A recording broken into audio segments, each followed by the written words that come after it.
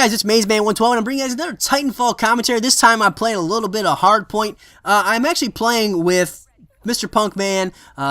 Bonfire's in this one, and so is Archaic. Even though Archaic doesn't have a channel, he seems to be everywhere. I guess I pretty much consider him part of the YouTube community anyways. And let's go ahead and jump into today's topic. Now, today's topic is, where did it come from? Well, you know, I'm in the shower, and I start washing my balls, and then I start thinking about Optic, you know, because that's the natural thing to do when you're washing your balls, is to start talking about, or thinking about Optic, right, and gaming for some freaking reason.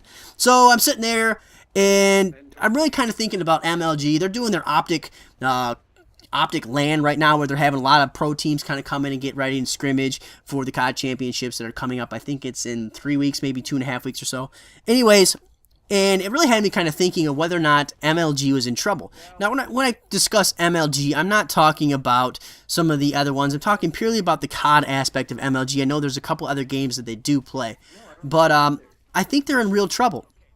And to kind of go ahead and go over a couple of the reasons why they're in trouble, one would be Ghost was a flop. It really was. One, Ghost was in a very difficult position.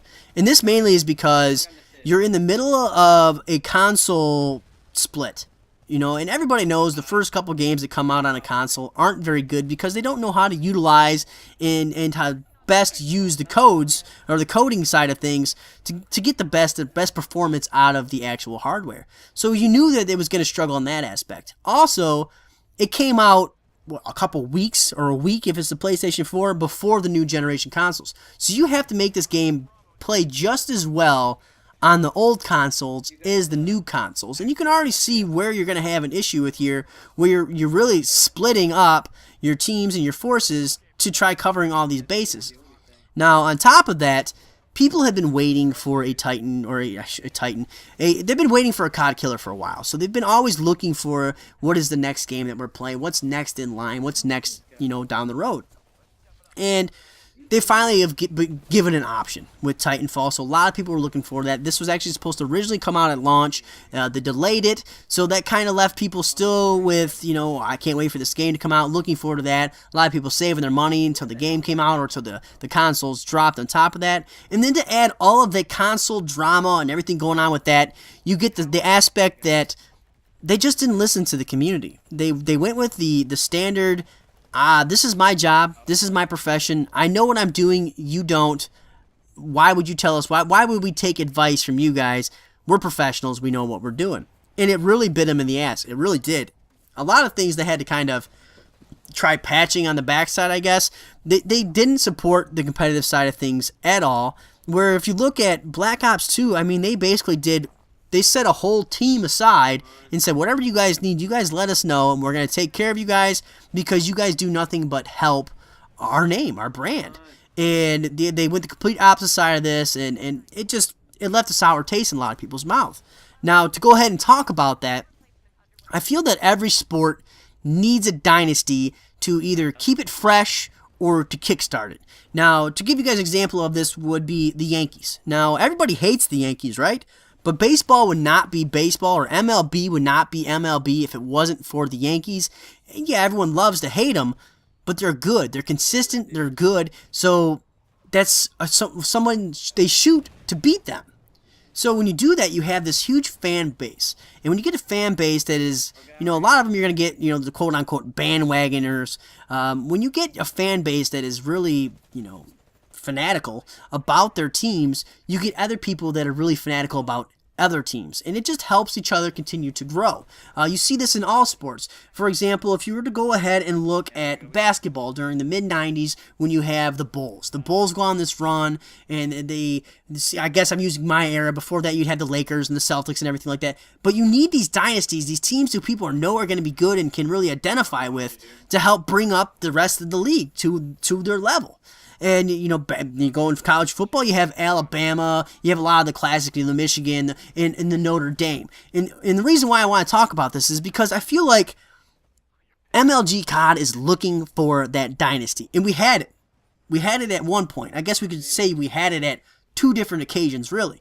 One, you always have the Optic guys. Now, the Optic guys have great brand recognition. If you ask anybody, I shouldn't say anybody, if you ask a gamer to name a MLG Call of Duty Pro team, 9 times out of 10 they're going to say Optic, and that's going to be the first choice. They have great brand recognition. Now, you do have some other big names, Complexity and stuff like that, but besides that, you don't have a lot of consistency with this. You have rosters that are constantly changing, so you don't really identify so much with a certain individual player as you are able to with the team, because the roster changes are crazy in the MLG, and I think that's something that needs to be addressed, just like I said, to have some kind of consistency, because, not to knock on the MLG crowd, but when you have a bunch of teenagers who are competing in that, you're going to need someone who's a little bit more mature from the business standpoint to realize that you're hurting your name, you're hurting your company, your organization, when you don't have any kind of consistency, and it seems like it's ran by a bunch of young kids and not like I said, a legitimate organization. And I think they'll address that in the meantime, but you always are going to have these teams who have this great brand recognition, are able to always get these best players and maintain, a high level, but just can't get over that hump. And I almost my equivalent for Optic when it comes to MLG is Notre Dame when it comes to college football. Now, like I said, they had that pedigree, they had that past, that prestige in the past, where they were able to always do well. They recruited well. They had national championships. They had Heisman winners. So you've seen that where they had lots of championships. They had, the player of the tournaments and stuff like that. You had Big Timer, who was in the Guinness Book of World Records for earning the most earnings from a competitive gaming or a competitive Call of Duty player. And you had all that kind of going for them. So they had that. But they haven't won a championship in a while. Now, I want to say the last championship that they've actually won would have been UMG Chicago. And that's not even an MLG event. It's a UMG event, but that's the last time I can remember them winning anything. And that was like the first tournament of Black Ops 2. So that's well over a year ago. And besides that, I think they have 2, maybe 3 top 3 finishes. And where I seen this really take effect was the last MLG event, when I think it was actually in Florida, somewhere in Florida, Orlando maybe. And they got knocked out day 1.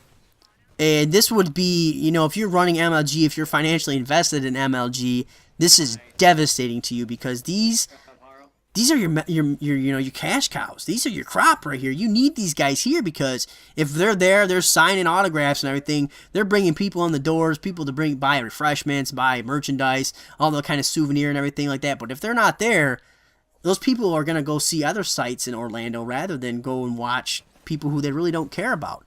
And this really hit the viewership. Now, I do try to watch a lot of the events on MLGTV.tv or whatever it is. I try to watch a lot of them because, like you guys know, I really am at heart I'm a Call of Duty fanboy, but Ghost just has me so mad that I don't play it anymore. Now we have Titanfall, and it almost fills this perfect void for me.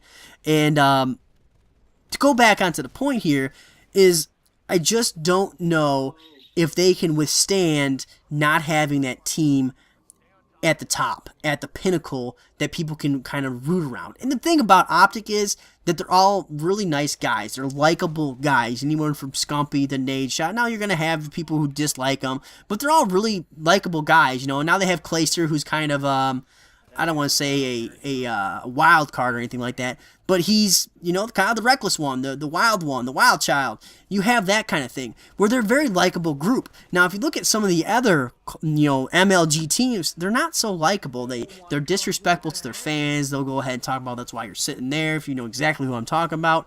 And they're just not as likable. And with that to come with the multiple roster changes that you see constantly, it just makes it hard to identify with one individual team. Let me know what you guys think. Let me know if you guys think that the MLG is in some trouble because they aren't able to find that really good team that people can kind of gather around and that people like, or if you guys think that Optic really is kind of the Notre Dame, or if you think that they'll be able to kind of redeem themselves and bring themselves back to glory. Make sure you guys leave in the comment section down below. Hit that like button, hit subscribe, and I'll see you guys later. Spotlight, make sure you guys go ahead and check it out and talk about the Titanfall patch notes.